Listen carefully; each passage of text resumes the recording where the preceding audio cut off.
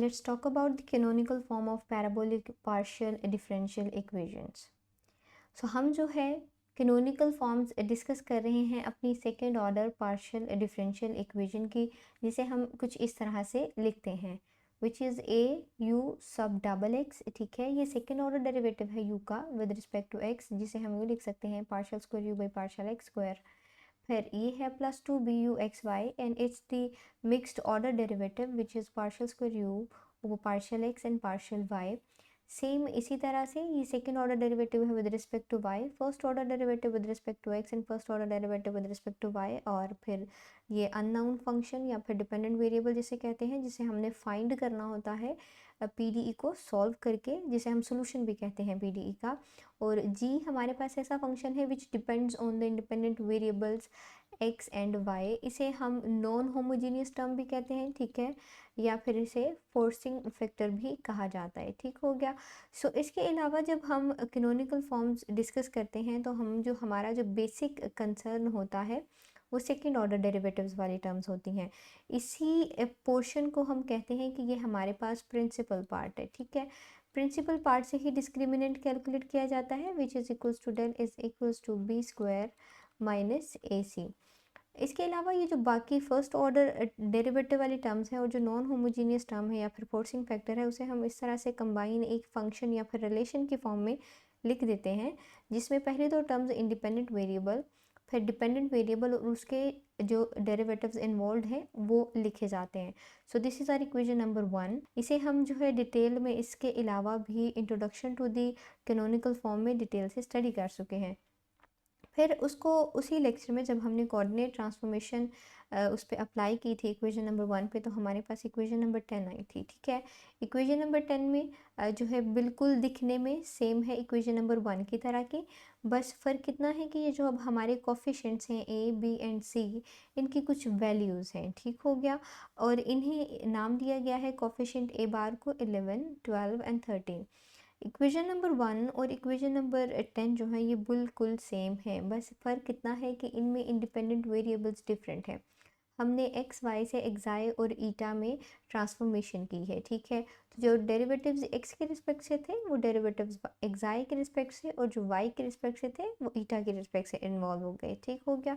इसके अलावा nature of both of the PD is same. मतलब अगर हमारे पास इक्वेशन नंबर 1 एलिप्टिक होगी तो जो ट्रांसफॉर्म्ड इक्वेशन 10 है ये भी एलिप्टिक होगी. सेम अगर 1 पैराबोलिक है 10 भी पैराबोलिक होगी, 1 हाइपरबोलिक है तो 10 भी हाइपरबोलिक होगी. तो चलें अब हम मूव करते हैं कि canonical form of parabolic partial differential equations कैसे ऑब्टेन करते हैं. अब इक्वेशन 10 और जो इक्वेशन नंबर 1 है हमारे पास वो पैराबोलिक तब ही होंगी जब डिस्क्रिमिनेंट ज़ीरो होगा.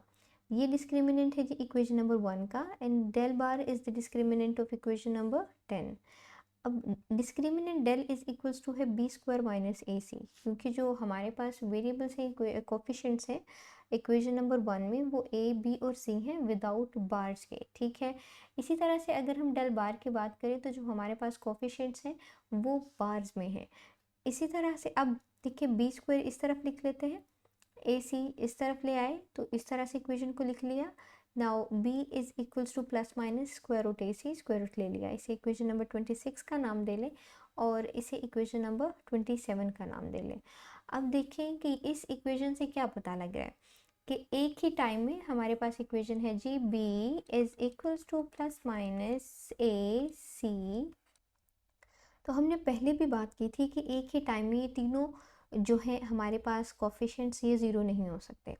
क्यों ज़ीरो नहीं हो सकते? अगर बी भी ज़ीरो हो, ए भी ज़ीरो हो, सी भी ज़ीरो हो, ये भी टर्म ज़ीरो, ये भी टर्म ज़ीरो और ये भी टर्म ज़ीरो, तो जो हम क्लासिफिकेशन कर रहे हैं on the basis of the second order partial differential equation, तो फिर तो उसका कोई फ़ायदा ही नहीं रहेगा. जो डिस्क्रिमिनेंट है उसी की कोई वैल्यू नहीं आएगी, तो मतलब है हम इक्वेशन को ही क्लासीफाई नहीं कर सकेंगे. सो दैट्स वाई एक ही टाइम में ए बी और सी तीनों ज़ीरो नहीं हो सकते. सो अब देखें ये हमारे पास b की वैल्यू है, हम अगर सपोज यहाँ पे पुट कर देते हैं ए बी ज़ीरो के इक्वल और सी भी ज़ीरो के इक्वल, तो ये हमारे पास b क्या आ गया जी, b इज़ इक्वल्स टू हो जाएगा प्लस माइनस ज़ीरो. तो ये तो गलत बात हो गई. हमने इसको इन दोनों को भी ज़ीरो रख लिया और b भी ज़ीरो आ गया, तो मतलब हमारा जो डिस्क्रिमिनेंट है वो ख़त्म हो जाएगा. इसके बरक्स हमने ये करना है कि देखें, अगर मैं कहती हूँ कि लेट्स सपोज इस बार a ज़ीरो है, c हमारे पास उसकी वैल्यू है, तो फिर भी अब देखें b ज़ीरो आ रहा है, दैट्स फाइन, b जो है ज़ीरो आ रहा है, लेकिन एटलीस्ट हमारे पास c की तो वैल्यू है ना, डिस्क्रिमिनेंट कैलकुलेट करने में और इक्वेशन को क्लासीफाई करने में तो हेल्प मिलेगी ना। फिर इसी तरह से अगर हम कहते हैं कि हम a को एज इट इज़ रख लेते हैं, ठीक है, और जो है c को ज़ीरो कर लेते हैं, सो फिर अगेन ये हमारे पास ज़ीरो बन जाएगा, लेकिन एटलीस्ट a की वैल्यू तो है ना जिसकी हेल्प से हम डिस्क्रिमिनेंट कैलकुलेट कर सकेंगे। देखें, सो डिस्क्रिमिनेंट अगर कैलकुलेट कर सकेंगे तो इसका मतलब है कि हम इक्वेशन को भी क्लासीफाई कर सकेंगे। सो इस वजह से ये जो तीनों हमारे पास कॉफिशेंट्स हैं a b एंड c एक ही टाइम में ज़ीरो नहीं हो सकते। तो यहाँ से देखें डायरेक्ट हमें पता लग रहा है कि b तो ज़ीरो होगा ही होगा, और एक टाइम में या तो a ज़ीरो होगा या फिर जो है हमारे पास c ज़ीरो होगा। सही हो गया। 11 ले लेंगे क्योंकि ए बार की वैल्यू किस में है, इक्वेशन नंबर 11 में है। सो इक्वेशन नंबर 11 थी कुछ इस तरह से। अच्छा, ये चीज़ एक्साई एक्स का स्क्वायर और ये जो है एक्साई एक्स स्क्वायर ये सेम है, ठीक है।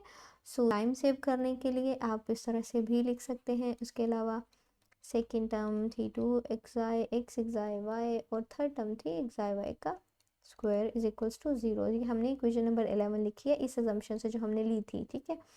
फिर इसके बाद हम कर लेते हैं कि dividing both sides by y square से कर लेते हैं। सो सिंप्लीफाई कर लेते हैं इसे यूँ भी लिख सकते हैं एक्साई एक्स एक्साई वाई और होल स्क्वायर, ठीक है। सो ये एक जो पावर है एक्साई वाई की इसके साथ कैंसिल आउट हो जाएगी। सो हमारे पास बचेगा ऊपर एक्साई एक्स, डिनोमिनेटर में एक्साई वाई, और इसे भी यूँ लिख लें, that's not a big deal, and C अकेला बचेगा, ये कैंसिल आउट हो जाएंगे और यहाँ पे ज़ीरो। अब देखिए ये हमारे पास एक क्वाड्रेटिक इक्वेशन है। अभी हम इसे दोबारा से जो है अपने एक्स वाई कोऑर्डिनेट्स में लेके जाना चाह रहे हैं। So we know that as, अगर हम एक y कांस्टेंट कर्व लेते हैं तो उसका टोटल डेरिवेटिव क्या है जी, ज़ीरो होगा, ठीक है। ज़ीरो होने से उसके टोटल डेरिवेटिव ज़ीरो है, तो मतलब हम उसे यूँ लिख सकते हैं। टोटल डेरिवेटिव की डेफिनेशन ओपन कर लेते हैं। एक्साई एक्स पे डिपेंड कर रहा है, तो टोटल डेरिवेटिव में पहले हम करेंगे partial derivative of xi with respect to x, differential with respect to x, partial derivative with respect to y and differential with respect to y is equals to zero. ये हमने इसकी definition इस्तेमाल करके किया है। अब अगर हम इसे सिंप्लीफाई कर लें भाई इस लाइन को, ठीक है, सो इसे यूँ लिख सकते हैं एक्साई एक्स डी एक्स, ये टर्म इस तरफ ले आए एक्साई वाई डी वाई।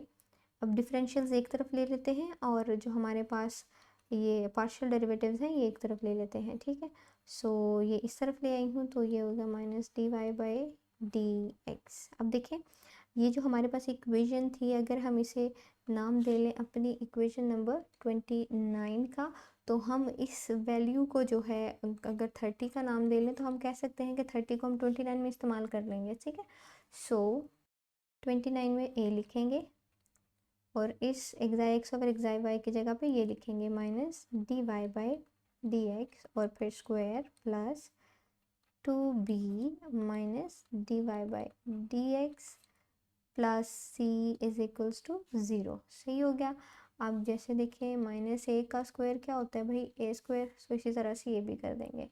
सो ये रहेगा d Y by D x का स्क्वायर प्लस माइनस, ठीक है, सो यहाँ पे आ जाएगा minus 2b d Y by D x plus c is equals to zero. अब ये जो हमारे पास इक्वेशन है ये एक क्वाड्रेटिक इक्वेशन है, ठीक है। क्वाड्रेटिक इक्वेशन किसके लिए होगी, d Y by D x के लिए। जैसे हमारे पास अगर इक्वेशन हो a x square minus 2b x plus c is equals to zero, तो ये हमारे पास क्वाड्रेटिक इक्वेशन होती है एक्स के लिए। और इसका जो है अगर हमने फाइंड करने हो रूट्स तो वो होते हैं जी b प्लस माइनस, वो एक्स के लिए होंगे ना।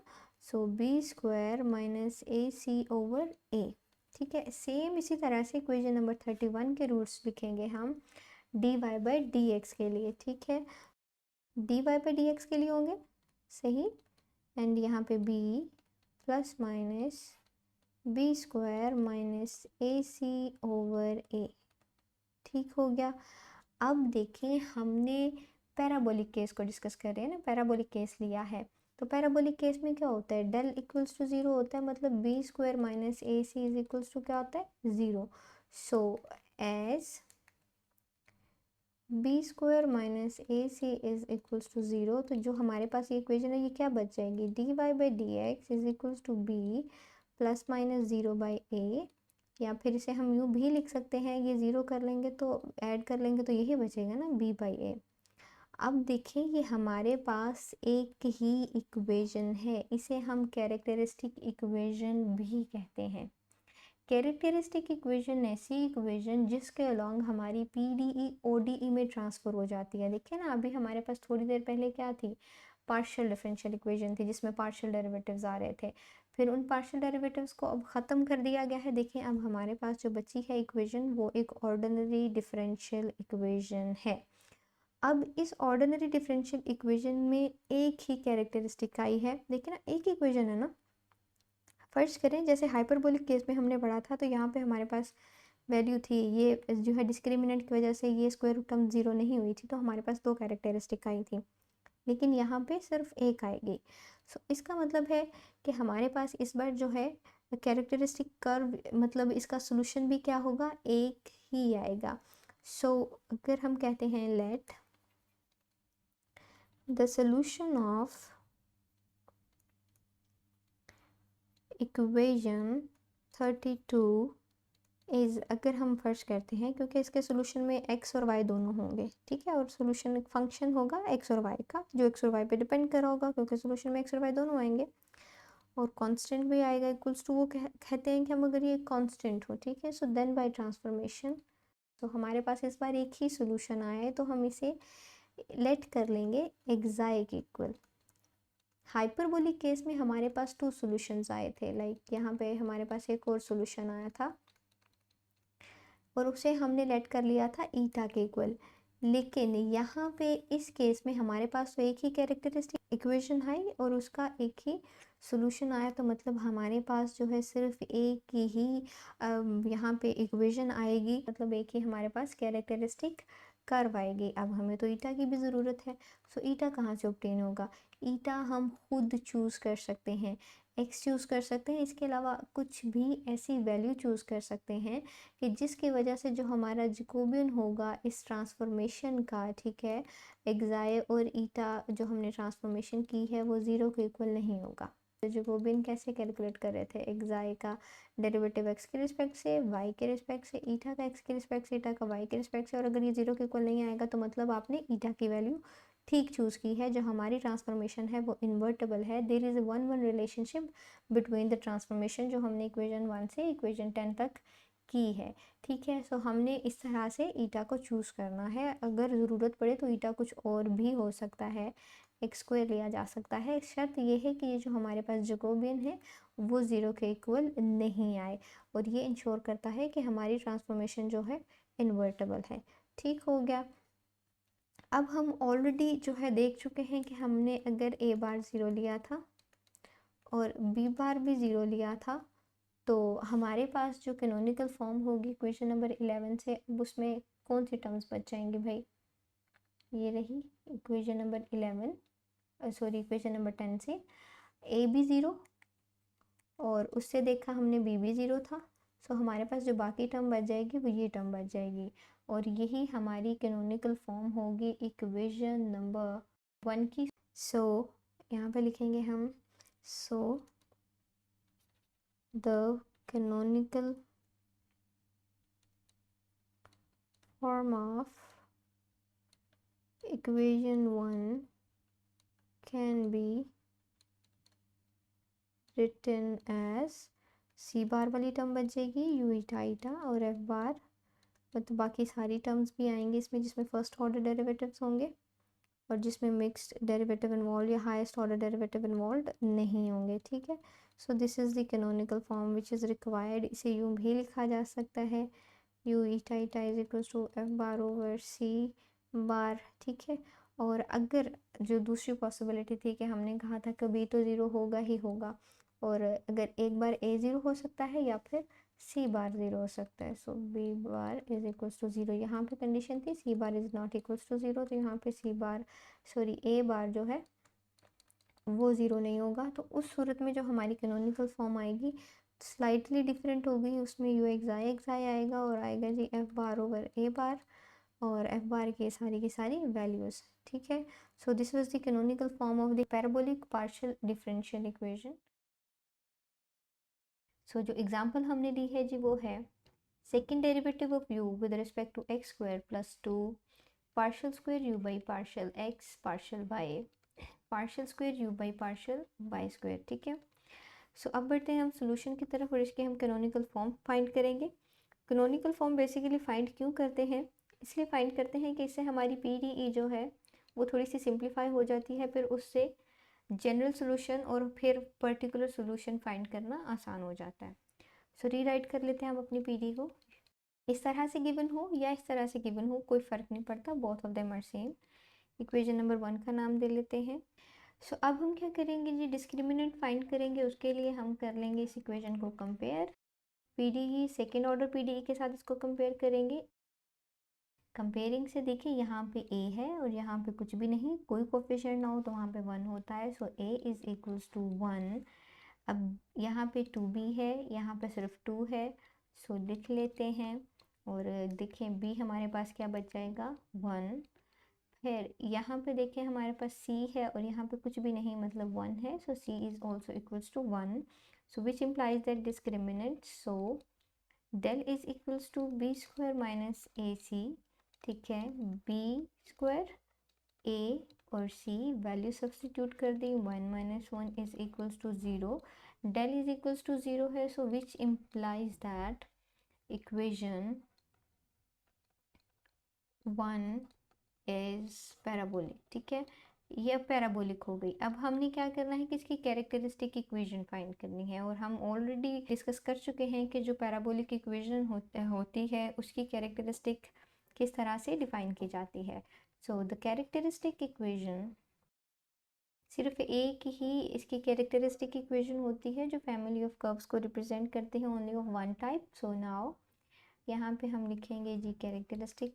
ये हमने किस तरह से ड्राइव की है इसको हम बहुत डिटेल में ऑलरेडी कर चुके हैं। वैल्यू सब्सटीट्यूट कर लेते हैं जी, D Y by D X which is equals to 1 आ जाएगा।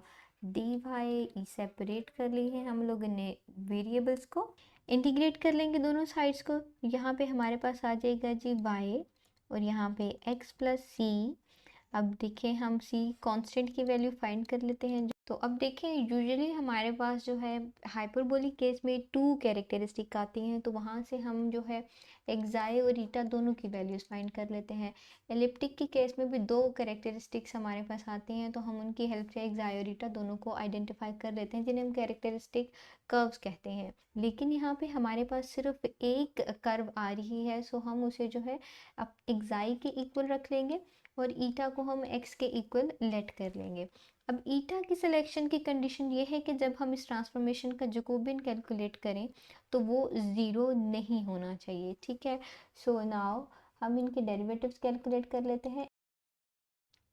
अब हमने चेक करना है कि क्या जो हमारी सिलेक्शन है वाकई में राइट है, क्या हमारी ट्रांसफॉर्मेशन इन्वर्टिबल है। जो हमने अभी ट्रांसफॉर्मेशन किया देखिए ना, एक्स से हम एक्साई में और अब वाई से ईटा में ट्रेवल कर गए। अब हमारे जो कोऑर्डिनेट्स हैं एक्स वाई से एक्साई ईटा में ट्रांसफॉर्म हो चुके हैं, ठीक है। सो हमने ये ट्रांसफॉर्मेशन चेक करनी है क्या ये इन्वर्टिबल है या नहीं है। So now Jacobian of the transformation xi eta is equals to xi x xi y and eta x eta y। सही हो गया। अब हम वैल्यू सब्स्टिट्यूट कर लेंगे, xi x xi y ईटा x ईटा y। सो ये हमारे पास आ रहा है जी -1 जो 0 के इक्वल नहीं है। So which means that the reverse transformation is possible. Transformation invertible है मतलब हम प्रोसीड कर सकते हैं। सो इसके बाद से हमारे पास 2 मेथड हैं कि हम किस तरह से अपनी कैनोनिकल ट्रांसफॉर्म जो है वो कैलकुलेट करें। 2 तरीके क्या हैं, एक तो ये है कि हम जो है इसकी जो डायरेक्ट कैनोनिकल फॉर्म हमने ड्राइव की थी that is given by the equation number this, या तो हम इनकी वैल्यूज़ कैलकुलेट कर लें, ये जो सारे हमारे पास मौजूद हैं, ठीक है। या फिर जो दूसरा तरीका है वो हमारे पास ये है कि हम जो यहाँ पे डेरिवेटिव्स मौजूद हैं u double x u x y and u Y Y, ये कैलकुलेट कर लें अपने ट्रांसफॉर्म्ड कोऑर्डिनेट्स में और फिर उसे यहाँ सब्स्टिट्यूट कर दें, तो हमारे पास कैनोनिकल फॉर्म आ जाएगी, और या फिर यहाँ से ए बी सी की वैल्यूज़ कैलकुलेट करके इस इक्वेशन में पुट कर दें तो फिर भी हमारे पास क्या होगा, कैनोनिकल फॉर्म आ जाएगी। सो पहला तरीका हम यही करते हैं कि हम जो है ए बार, बी बार और सी बार की वैल्यूज़ कैलकुलेट कर लेते हैं। So as a bar is equals to, अच्छा ये तो सबको पता होगा ना कि अगर एक्साई एक्स लिखा हुआ है तो ये पार्शियल एक्साई बाय पार्शियल एक्स, ये पार्शियल डेरिवेटिव ऑफ एक्साई है विद रिस्पेक्ट टू एक्स। ठीक हो गया। यहाँ पे ब्रैकेट लगा लें या फिर आपको पता होना चाहिए कि होल स्क्वायर है। सो ए की वैल्यू 1 थी, एक्साई एक्स की वैल्यू -1 स्क्वायर प्लस फिर 2, बी की value 1, xi X -1 xi Y 1 plus C की वैल्यू भी 1 है और एक्साई वाई का स्क्वायर भी 1 का स्क्वायर। ठीक है, सिंप्लीफाई कर लेते हैं जी। So this is A bar is equals to 0, इसे हम इक्वेशन नंबर 6 का नाम दे लेते हैं। अब हमें बी बार की वैल्यू चाहिए, सो बी बार की वैल्यू है जी, सो वैल्यू सब्स्टिट्यूट कर लेते हैं जी, सारी वैल्यू सब्स्टिट्यूट कर दी। सो इस टर्म की जगह पे आ जाएगा जी -1 और +1, तो यहाँ पे हमारे पास आएगा ये 1 आ जाएगा उस पूरी ब्रैकेट का और ये 0। So this is also 0, so b bar is equals to 0। इसे इक्वेशन नंबर 7 का नाम दे लेते हैं। अभी सी बार की भी ज़रूरत है क्योंकि जो हमारी इक्वेशन थी उसमें ए बी और सी मौजूद थे, क्योंकि ये कोफिशिएंट है यू एक्स एक्स का, ये यू एक्स वाई का और ये यू वाई वाई का। ठीक है, तो इनके कोरस्पॉन्डिंग हमें बार्स में वैल्यू चाहिए, ए बार, बी बार और सी बार। और ये जो फॉर्मूलाज यहाँ पे मैं लिख रही हूँ ये हम ऑलरेडी ड्राइव कर चुके हैं प्रीवियस लेक्चर में in reduction of partial differential equation into canonical form. So अब हम सी बार की वैल्यू कैलकुलेट कर लेते हैं। So C bar is equals to, so values को सब्सटीट्यूट कर देते हैं। सो ये हमारे पास सी बार जो है वो 1 आ गया, दिस इज़ 1 0 0। सो अब हमारे पास सी बार की भी वैल्यू आ गई 8। अब हमें पता है कि जो हमारे पास ये इक्वेशन नंबर 1 मौजूद है इसकी कैनोनिकल फॉर्म इस इक्वेशन से दी जाती है। ठीक है, इसकी फॉर्म में गिवन होती है। सो हम अगर इन सब वैल्यूज़ को 5 में इस्तेमाल कर लें, so here, so using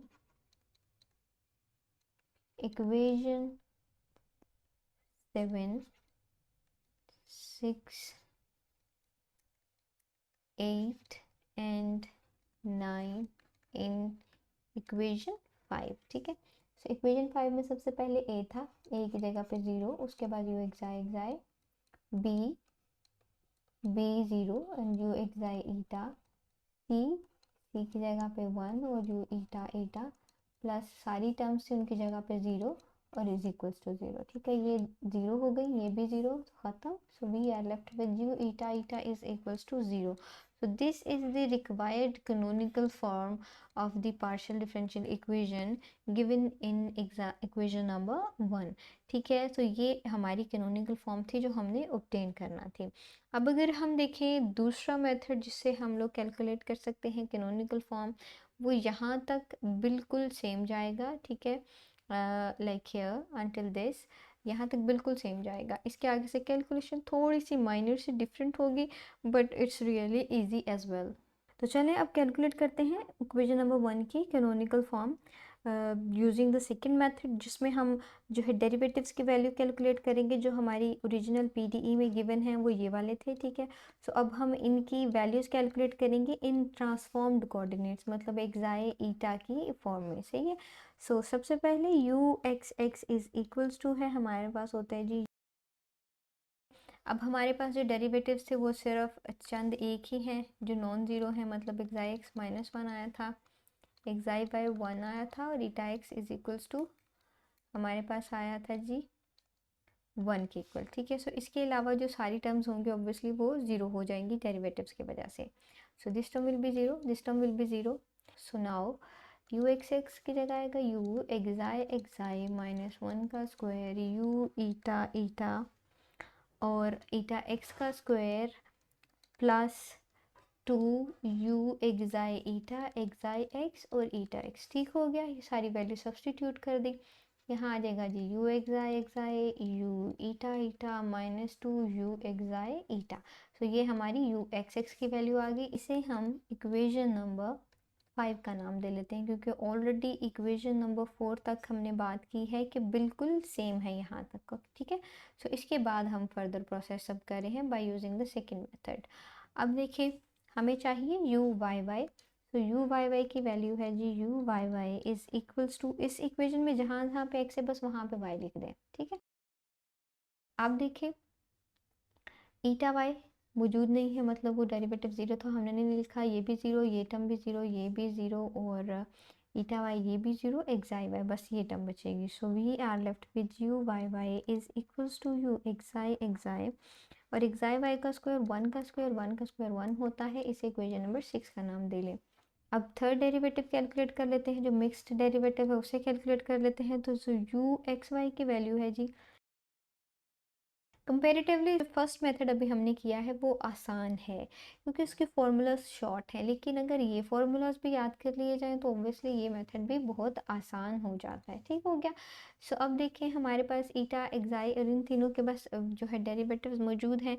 eta Y का डेरिवेटिव नहीं है, वो ज़ीरो था, तो ये टर्म ज़ीरो हो गई। Eta X Y xi X Y eta Y and these all terms will be zero. So हम इसको लिख लेते हैं।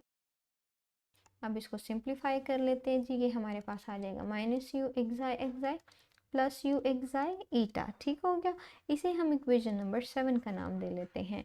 अब हम इक्वेशन नंबर 5, 6 और 7 को इक्वेशन नंबर 1 में इस्तेमाल करेंगे। अच्छा, ये जो फार्मूलाज मैंने इस्तेमाल किए हैं हम इनको भी इंट्रोडक्शन में डिस्कस कर चुके हैं डिटेल में, बिल्कुल चेन रूल ऑफ डिफरेंशिएशन को भी बहुत डिटेल से एक्सप्लेन किया गया है, बहुत आसान तरीके से। कुछ भी मुश्किल नहीं है, लेक्चर देख लें उसको कंप्लीट तो आपको सारी समझ आ जाएगी, ठीक है। सो इक्वेशन नंबर 1 अगर हम देखें तो वो थी हमारे पास U x X plus 2 u x Y plus you Y Y, ये इक्वेशन नंबर हमें 1 थी given. So U x X की वैल्यू अगर हम लिख लें तो ये है हमारे पास, फिर 2 और यू एक्स वाई की वैल्यू लिखें, ठीक है। अब इसको सिंप्लीफाई कर लेते हैं, फिर मैं बाद में थर्ड टर्म लिखती हूँ। ये होगा -2 और ये +2 आ जाएगा, ठीक है।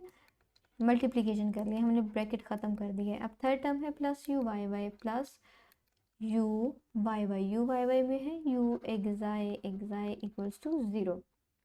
अब देखें ज़रा, ये हमारे पास यू एक्साई 1 टाइम 2 टाइम और ये -2 टाइम 0 हो गया, ठीक है। अब है यहाँ पे 2 यू एक्साई ईटा माइनस में और ये प्लस में, ये दोनों ख़त्म हो गए तो हमारे पास बचा u eta eta is equals to 0। So this equation number 8 is the required canonical form of the equation number 1, ठीक हो गया। अब देखें कितनी आसान होगी हमारी PD, still it's also PD because you जो है वो एक्साई और ईटा पे डिपेंड कर रहा है, मल्टी वैल्यूड फंक्शन है, उसका डेरिवेटिव है, मतलब पार्शियल डेरिवेटिव है। पार्शियल डेरिवेटिव अगर इक्वेशन में मौजूद है तो इक्वेशन एक पीडीई है। लेकिन अब पीडी कितनी आसान होगी, इसमें एक टर्म बच गई है, पहले इसमें 3 टर्म्स थी, अब एक बच गई है। अब इसे हम जनरल सोल्यूशन कैलकुलेट करके फिर वापस इसमें एक्स वाई कोऑर्डिनेट में भी जा सकते हैं, क्योंकि ट्रांसफॉर्मेशन हमारी इन्वर्टेबल है। अब देखिए ये सेकंड मेथड से हमने कैलकुलेट किया है, जो हमने फर्स्ट मेथड से अपनी कैनोनिकल फॉर्म कैलकुलेट की थी वो भी बिल्कुल सेम ही है। So which one method your teacher और योर बुक इज़ यूजिंग, या जो आपको बेहतर लगता है आप उसे अडॉप्ट कर सकते हैं।